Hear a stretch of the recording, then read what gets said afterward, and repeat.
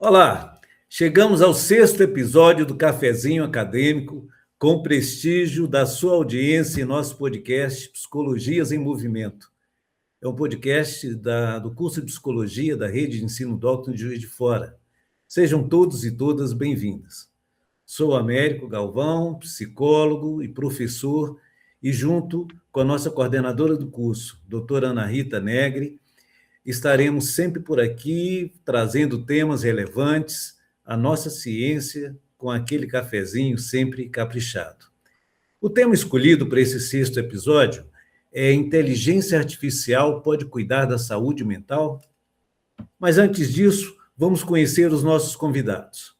Professor Henrique Moraes Kopke é professor universitário, realizador audiovisual e pesquisador, formado em cinema de animação pela Universidade Federal de Minas Gerais, atuou como diretor de animação em produção para televisão, cinema, educação. É mestre em artes, cultura e linguagem pela Universidade Federal de Juiz de Fora, professor universitário e pesquisador brasileiro, sempre conhecido pela sua atuação acadêmica e artística em Minas Gerais. Professor Henrique, desde 2021, pesquisa o uso da inteligência artificial na educação e os efeitos das tecnologias digitais sobre a produção do conhecimento e o trabalho. Seja bem-vindo, professor Henrique. Desejamos também as boas-vindas ao professor Maicon Ribeiro, que é formado em Ciências da Computação pela Rede de Ensino Docton. O professor Maicon é especialista em gestão de TI, inteligência artificial e ciência de dados. É o diretor da TI da Rede de Ensino Docton, atuando por muitos anos como desenvolvedor de sistemas, analista de dados e professor de música. O professor Maicon coordena o curso de Ciência da Computação da Docton de Caratinga. Contamos com a presença do professor Sander Neves, que é doutor em Comunicação Social pela UMESP, mestre em Teologia, possui graduação em Jornalismo, Publicidade e Propaganda pela Univale, licenciado em Educação Física e História, coordenador dos cursos de História e Teologia da Unidocton, é diretor do Núcleo de Educação à Distância, o NEAD, da Rede Docton, e nosso colega professor. Então, vamos lá. A IA faz parte aí do nosso cotidiano, influenciando áreas como educação, trabalho, políticas públicas, nossas relações humanas e saúde mental. Entendemos que o uso adequado e regulado das tecnologias podem contribuir para ampliar o acesso ao cuidado, particularmente em saúde mental. Mas casos recentes demonstram que diferentes países têm adotado medidas restritivas ao uso de ferramentas de inteligência artificial em saúde, especialmente quando envolve risco da privacidade, a confidencialidade e a qualidade do cuidado. Por exemplo, na Itália, baniu-se o chatbot Replica por representar risco às crianças e por violações à privacidade, impondo ali sanções. Na Austrália, os hospitais públicos foram orientados a suspender o ChatGPT em prontuários, diante do risco à qualidade do cuidado e à confidencialidade de dados. Esses casos mostram a importância de um debate aprofundado, de uma regulação mais rigorosa, para evitar os impactos negativos irreversíveis no cuidado em saúde. Ana Rita, aqui no Brasil, a gente precisa avançar de forma consistente na regulação da IA, né? E principalmente, né, na sua aplicação à saúde. Você concorda?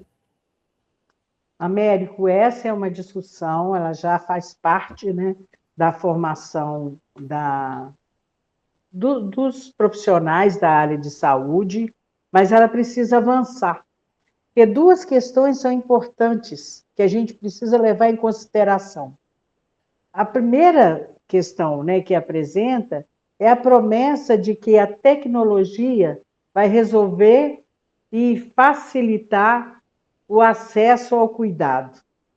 Então, ela, né, vem como salvação. A segunda, né, que também é importante, é o medo de que toda utilização será naturalmente prejudicial. Então, são dois, né, temores ou duas possibilidades que elas caminham em direção oposta, né? Na verdade, todos os grandes centros de educação, todos os grandes centros de pesquisa do mundo inteiro, né, estão fazendo estudos, publicando estudos sobre o uso da inteligência artificial e a governança a respeito da inteligência artificial, porque é urgente uma, né, legislação, uma organização do seu uso. Mas nós temos um problema, porque a inteligência, né, as ferramentas, elas crescem em ritmo, né, tão veloz que as pesquisas não conseguem acompanhar esse ritmo também. Então, essa é uma questão importante, que muitas vezes, quando chegamos a um resultado, nós já temos uma nova ferramenta ou um novo uso que se faz dela.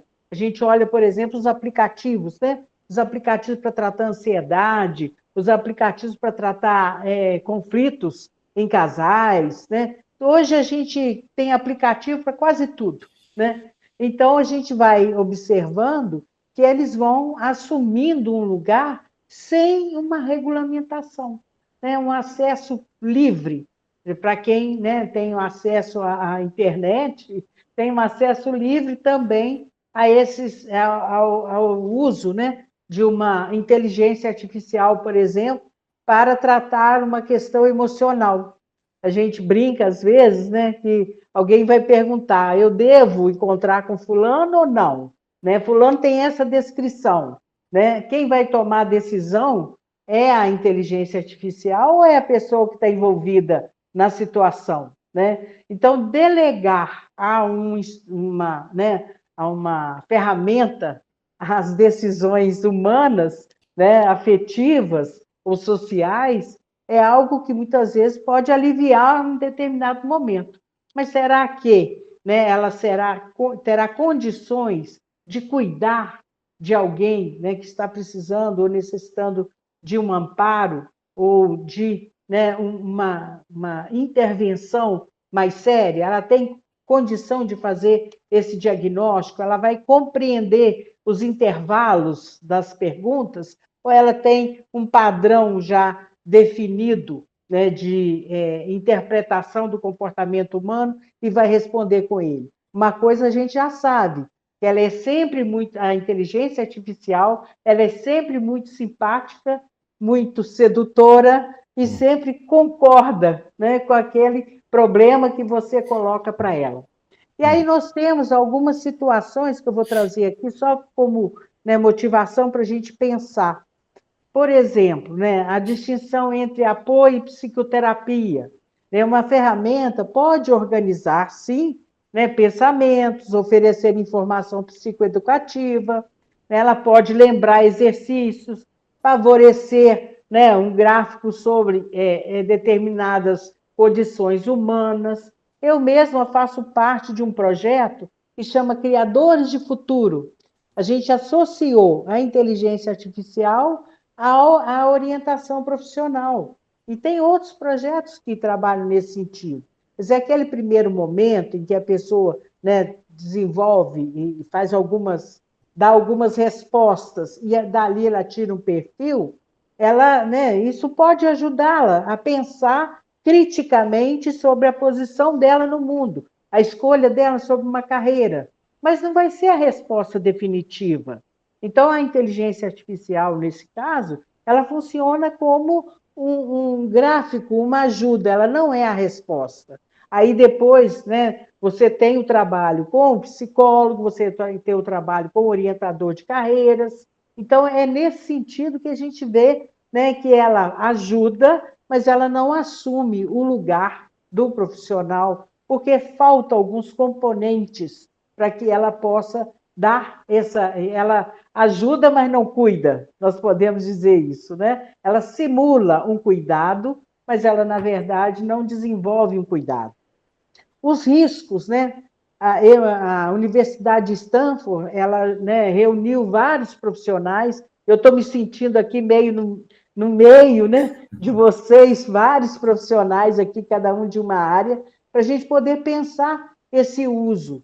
Então, por exemplo, ela, né, diz que não há um consenso suficiente sobre o que deve ser considerado uma ferramenta de IA em saúde mental. Quais produtos exigem regulação clínica, por exemplo, e quais os critérios de segurança que devem ser aplicados? Aí eu quero perguntar, por exemplo, ao professor Maicon, que trabalha, né, com a tecnologia, que tem a experiência também de vida, né, nas relações com a tecnologia, o que nós podemos esperar de um chatbot, por exemplo? Né? Quais são as competências que ele tem para entrar e trabalhar num problema, né, emocional, uma pessoa fragilizada, uma pessoa, né, vulnerável? Nós temos visto muito problemas, por exemplo, de adolescentes, né, que usam a inteligência artificial para tomar determinadas decisões, ou mesmo, né, para se socializarem de determinada forma. A gente vê, por exemplo, o uso de pessoas, né, que estão solitárias, né, usando a inteligência artificial como recurso para, né, diminuir o sofrimento da solidão. Ou a gente vê pessoas, né, que vivem crises de ansiedade por dificuldade de ter acesso ao profissional ou por resistência. Por quê? A inteligência artificial, o chatbot, ele vai dar uma resposta que agrade a pessoa que está perguntando. E quem vai orientá-la às respostas seguintes, na verdade, são as perguntas que cada um faz à inteligência artificial. Concorda, professor Maicon? Como você vê essa interação humana e máquina? Olá, em primeiro lugar eu gostaria de agradecer a vocês pelo convite, é um prazer estar aqui com todos. Bom, de fato essa é uma pergunta muito complexa, né? A resposta é muitíssimo delicada.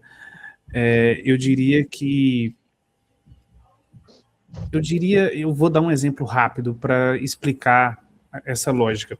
Há uma diferença, e aí o chatbot talvez não seja o melhor exemplo disso, mas há uma diferença em relação à forma como mecanismos aprendem. Seres humanos aprendem de um jeito e armazenam informação de um jeito e dispositivos computacionais de outra maneira. Então, eu vou dar um exemplo, não é um exemplo muito bonito, mas é um exemplo fácil a gente entender.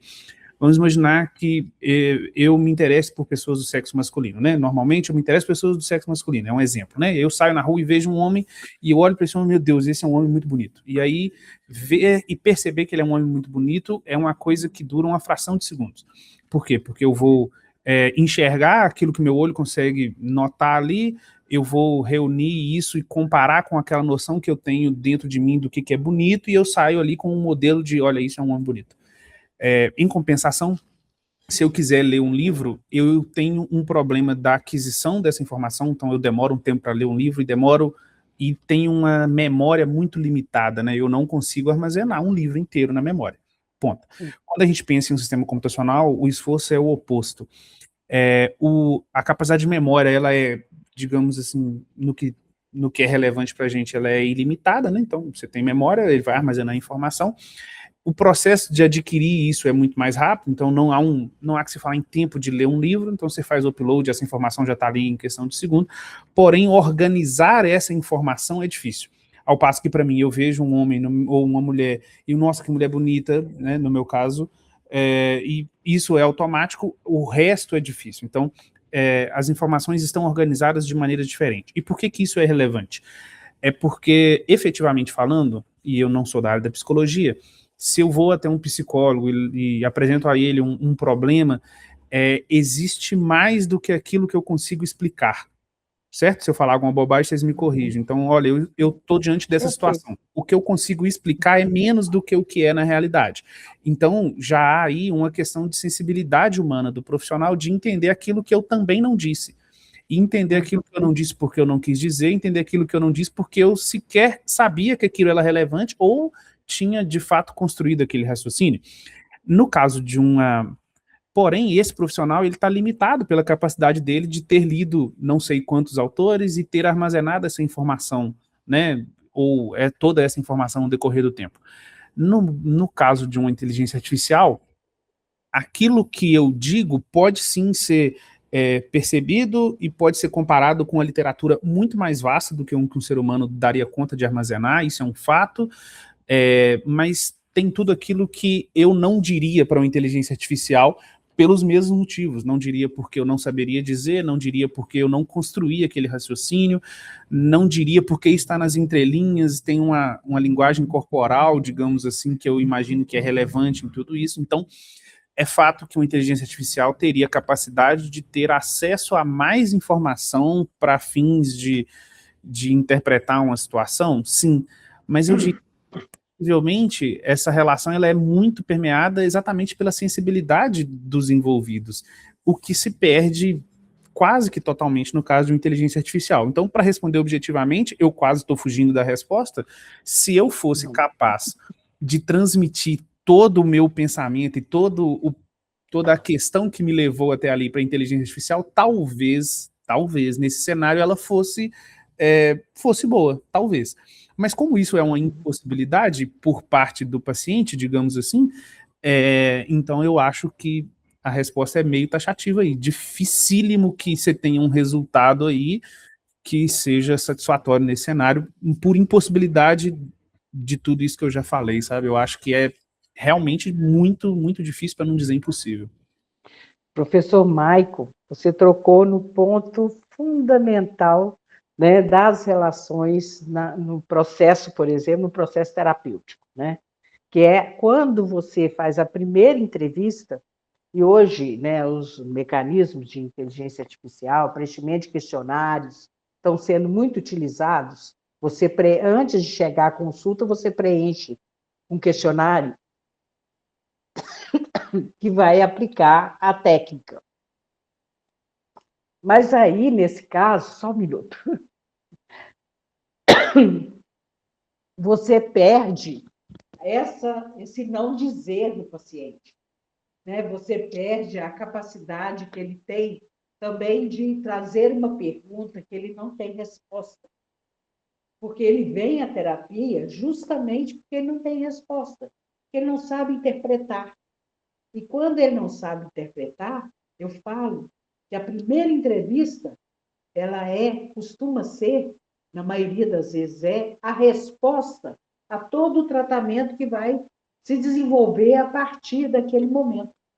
E numa relação com a máquina, você não tem essa oportunidade, né?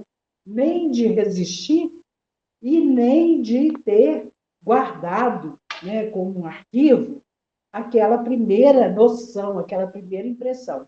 Você tem uma memória, mas isso a gente volta muito à questão, né, que o professor Henrique depois vai falar para a gente aqui, o professor Sanders também, da atualidade, do momento em que o fenômeno se dá. Naquele momento, na relação terapeuta e paciente, há algo ali que não é do dizível, né? Há algo que não é da fala, de uma outra compreensão que aí nós não podemos, né? E que essa compreensão vai se desenvolver como cuidado, que é o cuidado que o psicólogo, né, formado para isso, com técnicas para isso, vai desenvolver com a metodologia que ele tem na terapia que ele escolhe fazer. Então, você tocou no ponto fundamental e, assim, muito obrigada pela sua colaboração. Professor Sanders, como que você, né, observando, com a sua experiência, com a sua formação em história, né, sua formação ampla, né, em ciências humanas, como que você vê o uso da inteligência artificial na saúde mental? Né? A sua experiência, o que você pode nos dizer sobre isso? Primeiro, agradecer o convite, obrigado por estar aqui presente com vocês, né? São pessoas fantásticas, eu admiro muito, né? E a gente sempre aprende um pouquinho, né? E E é muito bom estar interagindo com os seres humanos em um mundo onde a inteligência artificial está tomando conta, né, do nosso cotidiano e nosso dia a dia, assim, né. Eu vou até me conectar ao que o Michael falou, assim, né, um pouco, né. É, primeiro que a inteligência, eu acho um risco muito grande, né? Obviamente que em alguma medida as pessoas fazem buscas, né? Não só inteligência artificial, como nos buscadores também, desde o tempo dos buscadores, fazem perguntas, né? Que é o doutor Google, que a gente já escutou a expressão, né? E eu vejo de maneira pejorativa, né? Com todo. Peço desculpas por ser bem direto assim, eu não acredito nas respostas que os buscadores nos dão, nem as respostas que a inteligência artificial dão. Como a gente está falando para um público que eu imagino que em alguma medida seja jovem, e certamente mais jovem do que eu vou fazer uma conexão com as redes sociais. A inteligência artificial, em boa medida, eu acho que ela segue a lógica dos algoritmos das redes sociais, que é assim, a inteligência artificial te dá o que você quer, e depois que ela te dá o que você quer, ela começa a ver o que você quer e começa a aprofundar aquilo que você quer. Por exemplo, se eu vou dentro de uma rede social, né, que certamente tem robôs, né, talvez o Mike seja melhor para falar que isso, que trabalham de forma muito parecida com a inteligência artificial. Se eu faço uma busca por determinado tema, né, por exemplo, eu posso ir numa rede social e buscar lá inteligência artificial e psicologia. Então, aí eu começo e tem vídeos dentro dessa área que vão me interessar mais. O que a rede social vai fazer? Ela vai exacerbar aquilo que eu acho que sei. Só que eu não sei, né? Então, eu não sei. Então, dentro da minha superficialidade, os robôs começam a me levar para uma área que eu não imagino que ele está me levando. Eu acho que eu estou aprendendo e eu acho que eu estou me entendendo, mas na verdade eu estou limitando e não abrindo a minha forma de enxergar, me enxergar e me enxergar o mundo, né? A psicologia até tem, né? Se eu não me engano, é o Jung, né? Que fala de olhar para fora e olhar para dentro, né? Olhar para fora você sonha, olhar para dentro você se encontra, algo nesse sentido, assim. Eu tive psicologia na comunicação social, só que tem uns 25 anos. Mas é mais por aí mesmo. Então, uma preocupação que eu tenho com a questão mental, né, e que eu acho que quem estudar psicologia vai acabar se encontrando com esse cenário da humanidade, que eu acho inevitável. Não sei como prever como que vai ser o futuro, assim, mas esse futuro passa pela utilização de inteligência artificial, né, e passa pela utilização da inteligência artificial que vai impactar diretamente no cérebro humano, assim. Então, eu fico até encantado, assim, e há um adoecimento não só por causa das ferramentas de inteligência artificial, mas da própria tecnologia em si. Há desde as crianças, né, hoje as crianças, eu vi um vídeo há uns anos atrás, não lembro quantos anos atrás, que era uma criança, assim, de 2 anos com a revista impressa, ela nunca tinha visto uma revista impressa, e ela passando o dedinho na revista impressa, assim, buscando a tela para subir e descer. Ela não sabia a diferença de um papel e de uma tela, né? Então é esse tipo de ser humano que a gente está lidando, né? Os jovens, adolescentes, né, em relação à saúde mental também me preocupa muito que as redes sociais e a inteligência artificial, ela também trabalha a individualidade de uma maneira que a gente nunca viu antes. Eu sou de uma época que eu ia para a biblioteca, eu ia fazer, né, debater com meus amigos, né, e pensar junto com eles para ver o que a gente pensava, entendia sobre determinado tema, certo ou errado, a gente tentava entender sobre determinado tema. E hoje a gente conversa com robôs e máquinas que não querem me entender. As respostas dos robôs lá vai ser para a minha resposta, que vai ser para você, né? Ele busca o que tem de uma maneira macro na rede mundial de computadores, senão ele não busca o Sander, né? Ele não sabe quem que é o Sander. E a outra coisa é que ele não consegue me redirecionar com uma resposta, o que o psicólogo consegue fazer. O psicólogo ele consegue entender uma resposta, inclusive a não resposta.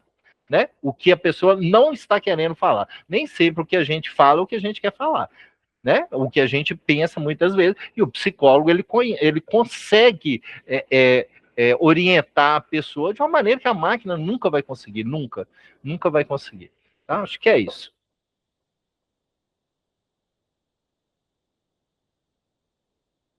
Tá fechado, professora.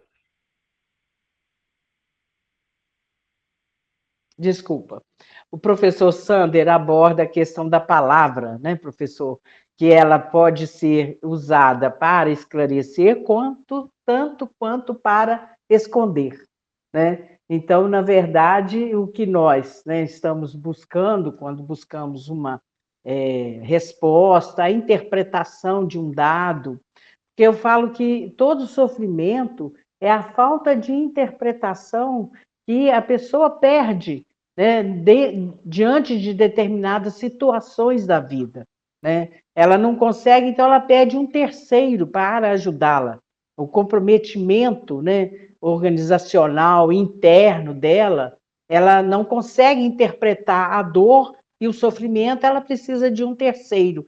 Quando ela vai colocar a máquina nesse lugar, né, a máquina pode simular, sim, uma acolhida, mas ela de fato não acolhe, né? Ela não cuida, como a gente faz nas relações, né? Então, existe algo aí que a gente precisa pensar. Eu acho que o professor Henrique pode nos ajudar com a formação dele em cinema, com a imagem, com as artes, né? Que é uma outra forma de expressão humana e, né, que hoje a gente tem também visto, né, muito substituída pela inteligência artificial, inclusive na saúde mental. Em psicologia, professor Henrique, a gente usa muito, né, das técnicas expressivas, né? A professora Anísio da Silveira usava e criou, né, os grupos a partir, né, das pinturas, dos desenhos dos seus pacientes, para interpretar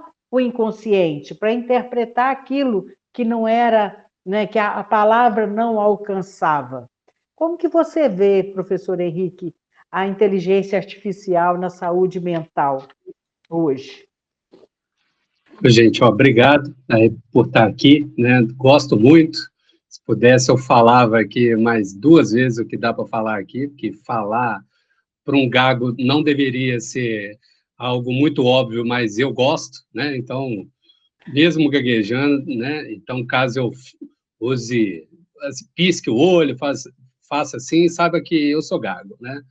E, cara, assim, eu acho que, de fato, não é só a inteligência artificial, né? O Hegel já falava isso lá do Zeitgeist, lá, o espírito do tempo, assim, né? A gente é um ser humano único na história da humanidade, porque a gente vive o pré-digital e o digital, né? Talvez as gerações mais novas que nasçam já tipo, no digital, né? Os nativos digitais, esses possam ter alguma dificuldade em perceber o que está acontecendo aqui com eles, né? Porque a parte do sintoma eles claramente sabem, mas o motivo pelo qual eles se sentem assim talvez ainda fique um pouco nublado, né? Então, o que eu percebo, o que normalmente eu gosto de fazer nas minhas aulas aí? Tipo, aula de história, né? História da arquitetura, que normalmente eu faço, né? Tipo, começa a aula, 2 tempos só, é pouquinho. Eu falo assim, gente, pega o celular e coloca aqui na frente. Né? Vocês já vão ver uma tela, que é a minha tela, que é o meu data show que eu estou passando. Vocês não precisam de outra tela para concorrer. É óbvio que aquele relutante eu deixo, que não tem importância, não. Mas aí, mais assim para frente, eu acabo mostrando para esse aluno que a nota não foi condizente com o restante da turma que topou ficar sem uma das telas. Porque a dopamina barata é uma relação que afeta muito as pessoas, né? Tem um livro que é muito interessante, que é do Byung-Chul Han, que é, né, A Sociedade do Cansaço, ali, que ele vai falar um pouco sobre a medicamentalização da sociedade a partir do momento que a gente, numa sociedade que exige da gente performance o tempo todo, né, seja o melhor, pareça o melhor, aliás, nem seja o melhor, né, mas aí pareça ser o melhor, desculpa, faz com que as pessoas troquem né, ou seja, a tela do celular pela tela da televisão e do videogame, e tipo, não há aquilo que o Domênico De Masi fala que é o ócio criativo ali, né? A gente precisa de pausa, a gente precisa de tédio. Esses jovens precisam reconhecer o tédio, não ter nada aí para fazer. A gente lembra quando eu era assim, criança, de ter que reclamar com o pai, com a mãe, tipo, não tem nada para fazer. Aí e minha mãe falou assim: então senta e vai ler um livro. Eu não quero. Então vê um desenho animado, eu não quero. E isso faz com que, né, que em pouco tempo depois é da queixa, né? E aí os psicólogos sabem que é uma fase ali, a gente tem uma queixa aonde, né, então, ou seja, com a queixa a gente sempre percebe aquele grande outro que é o culpado de tudo que a gente tem, mas é que depois a gente muda ali a direção para olhar para si, e era nessas horas que eu me via desenhando, né, tipo, criando história em quadrinho, fazendo coisas criativas que me levaram onde eu estou, né? Então, a síndrome do pensamento acelerado, eu acho que é muito forte ali, e que, por exemplo, na educação da minha filha, eu estou escolhendo um método de educação Waldorf ali, onde tem zero tecnologia, porque nos 7 primeiros anos eu não quero saber de conteúdo, ela não precisa saber ler e escrever, ou aprender conta ali de matemática, como o outro aluno, eu quero que ela seja educada, eu quero que ela saiba dar bom dia, sabe, que respeite o outro, tenha empatia. Depois aí do setênio, aí, né, enfim, tipo, de 7 anos para frente, talvez eu comece a pensar mais num tipo de formação que precise mais de um sinal, de uma, né, enfim, de um uniforme ali de colégio, de um método próprio, porque como é que eu vou acreditar que a minha filha, né, ou seja, dentro de um processo pedagógico, possa, né, ou seja, possa atuar em um processo andragógico para quando eu já não estiver mais aqui, ela ser, né, ou seja, ela ser agente da próprio tipo de formação que é a eutagogia, né? Que eu acho que o EAD está aí para provar, né? Ou seja, como que é um caminho que precisa ter essa relação intermediária ali, né? Eu acho que o contato humano é isso, né, gente? Ou seja, assim, quantas pessoas agora não ligam mais para as outras e mandam parabéns por mensagem, e nem é de áudio, né? É de texto ali. Então, é óbvio que a gente vai meio de se sentir sozinho, sabe? E essas coisas. Então, sabe, eu torço muito e tenho visto isso, um processo de saturação da tecnologia nas gerações mais novas, sabe? Em vez de ser high-tech, eles estão querendo ser low-tech ali, né? Porque a cultura do cyberpunk fala isso, né? High-tech, low-life, ou seja, grandes tecnologias e baixa qualidade de vida. É o que a gente está vivendo hoje em dia. Não é mais nenhum tipo de filme de ficção, né? Então, eu super acredito em crianças revolucionárias ali, sabe? Que vão entender as redes sociais, essa tecnologia, como o cigarro da nossa atualidade. Gera vícios e talvez eu não faça, né? Se eu falar isso para a Ambev, ela vai ficar doida assim aqui comigo, porque as pesquisas da Ambev mostram como que a geração nova não consome álcool. E aí a gente vai ver como que a propaganda de cerveja no comercial do Jornal Nacional tinha propaganda para todas as gerações, para todos os públicos, e que a segmentação da propaganda hoje está oferecendo o álcool para aquele nicho, para aquele público-alvo, para aquela persona específica, né? Então, veja só, que dentro dos próprios processos digitais, a gente vai encontrar um tipo de solução ali. Eu acredito muito na humanidade, eu não acho que a gente vai ser domado, não, sabe? Aí eu acho que é muito Tony Stark mesmo, que tem a sua inteligência artificial lá, e fala assim, ó, renderiza isso, pensa isso, que agora eu vou para uma festa, tá? Porque eu não quero ficar na frente aqui do computador, não. Deixa eu me divertir, porque, né, enfim, eu preciso, tá bom? Então, enfim, desculpe me alongar aqui, mas eu acho que foi pertinente ali essa ponderação, tá bom? Com certeza, professor Henrique, a sua colaboração e a pertinência, né, do que você trouxe para a nossa discussão, e é justamente isso que a gente pensa a partir desse trabalho né, desses encontros que estamos promovendo, trazer cabeças pensantes, pessoas que, né, têm uma visão crítica, e não uma visão, né, preconceituosa, preconcebida sobre o uso, de que seja lá o que for. Agora nós estamos discutindo a inteligência artificial, né? De que instrumento que a gente vai lançar a mão. E, na verdade, eu acho que uma grande pergunta é essa, que nós estamos, né, trazendo aqui. Né? A inteligência artificial, ela vai ocupar o lugar do humano?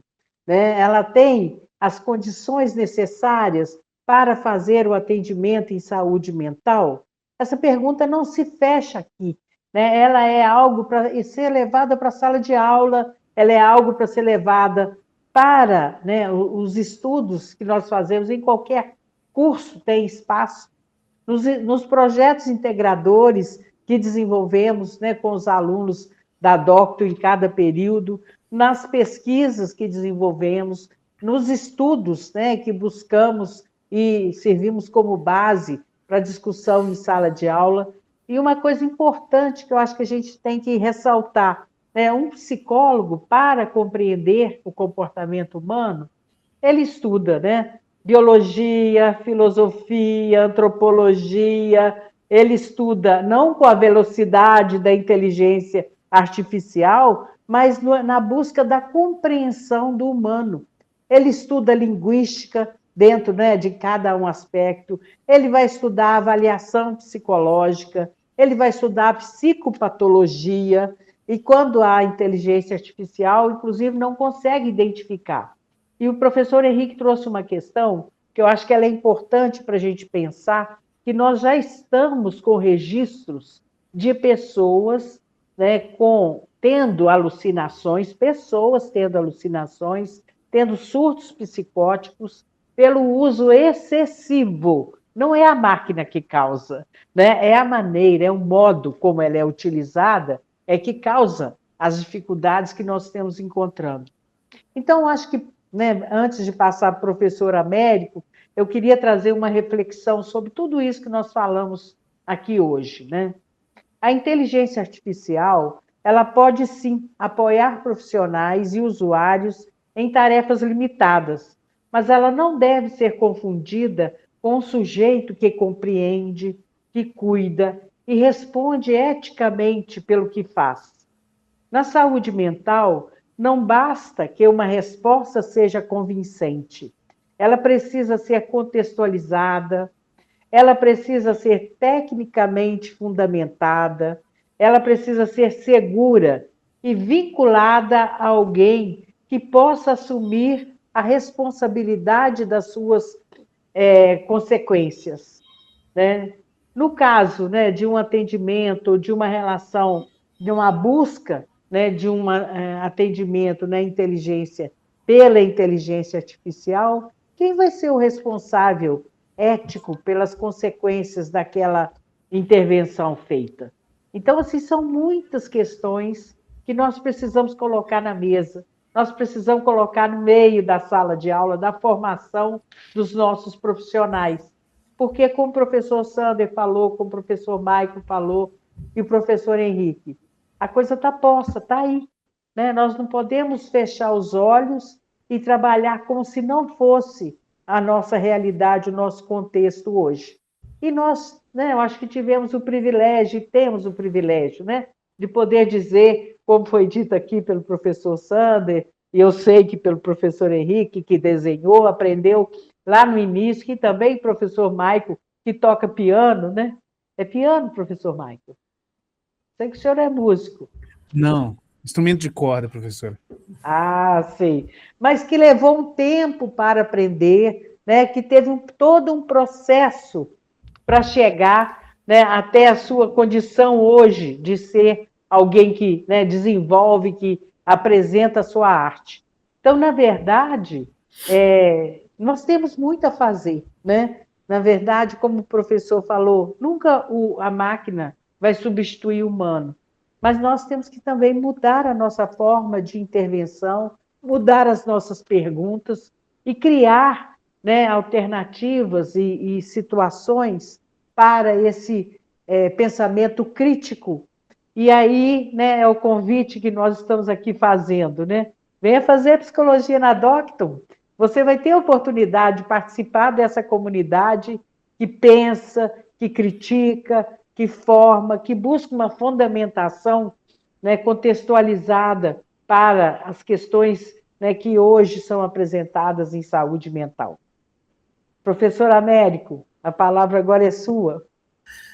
Muito bem, nesse cafezinho de hoje a gente destacou aí o uso da inteligência artificial no âmbito da saúde, né? Nós pontuamos que as tecnologias de inteligência artificial devem ser usadas como ferramentas de apoio e não substituição de diagnósticos ou decisões clínicas. É bom lembrar, né, Ana Rita, que a inteligência artificial não possui consciência ou experiências reais de sentimentos ou verdadeira inteligência emocional humana, né?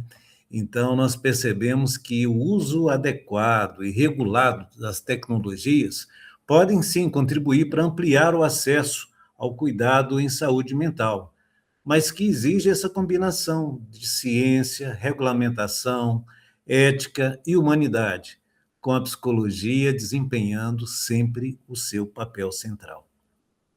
Quero agradecer aí os colegas professores, Henrique, Maicon e Sander, que abrilhantaram esse papo, e a participação de cada um aí foi fundamental para enriquecer esse debate e ampliar nossa compreensão sobre um tema tão relevante, né? Obrigado pela sua audiência e que as reflexões de hoje inspirem novos estudos, novos saberes e fazeres. Obrigado por nos acompanhar e aí até o próximo episódio. Um grande abraço.